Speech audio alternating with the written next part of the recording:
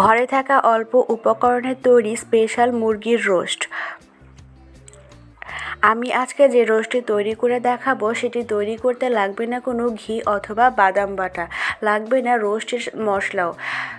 আর চাইলে আপনিও এভাবেই ঘরেই অল্প উপকরণে রোস্ট তৈরি করে নিতে পারবেন। এখানে আমি 2টা মুরগি নিয়েছি। আমি প্রথমেই ম্যারিনেট করে রাখবো। দিয়ে দিচ্ছি পেঁয়াজ বাটা, তারপর দিয়ে দিচ্ছি আদা বাটা, তারপর দিয়ে দিচ্ছি রসুন বাটা, সব থেকে মোস্ট ইম্পর্টেন্ট যে মশলা, তারপর দিয়ে দিচ্ছি লবণ দিয়ে দিচ্ছি পরিমাণ মতো। এখানে আমি ব্যবহার করেছি টক দই এবং মিষ্টি দই দুটোই। শুকনা মরিচের গুঁড়া দিয়েছি 2 চা চামচ, জিরা গুঁড়া 1 চা চামচ। এখানে আমি কোনো হলুদের গুঁড়া ব্যবহার করছি না। খুব ভালো করে ম্যারিনেট করতে হবে। আপনাদের হাতের কাছে যদি দইটা না থাকে তাহলে আপনারা এখানে টমেটো সসটা ব্যবহার করতে পারবেন।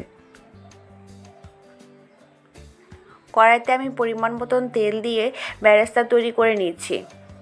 বেরেস্তা তৈরি করা হয়ে গেলে অর্ধেকটা আমি তুলে রাখবো আর বাকিটা দিয়ে মশলাটা কষিয়ে নিব। তারপর আমি এলাচ, দারচিনি, সমস্ত গরম মশলা দিয়ে দিচ্ছি। এখন একটা একটা করে মুরগির পিসগুলো দিয়ে দিচ্ছি।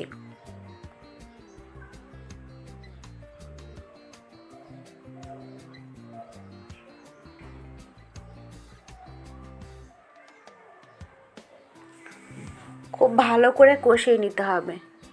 কষানোর সময় এক্সট্রা কোনো পানি দিবেন না, কেননা মুরগির ভেতরে থাকা যে এক্সট্রা পানি আছে সেটাতেই খুব ভালো করে কষানো হয়ে যাবে।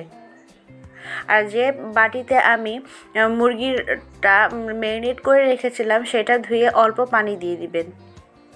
এ পর্যায়ে আমি দিচ্ছি টমেটো পিউরি। এখানে আমি একটা টমেটো ব্লেন্ড করে দিয়েছি।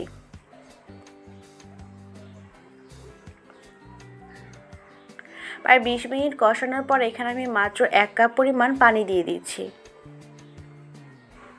চুলার আঁচটা মিডিয়ামে রেখে রান্নাটি করে নিতে হবে। এই তো তৈরি হয়ে গেছে আমার মুরগির রোস্ট।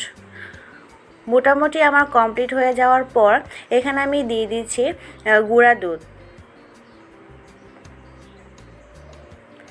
খুবই ইজি প্রসেসে তৈরি করে নিতে পারবেন অল্প উপকরণে এই মুরগির রোস্টটি। ভালো লাগলে অবশ্যই একটা লাইক করবেন এবং কমেন্ট করে জানাবেন কেমন হয়েছে। তাহলে আজ এ পর্যন্তই। সবাই ভালো থাকবেন। আল্লাহ হাফেজ।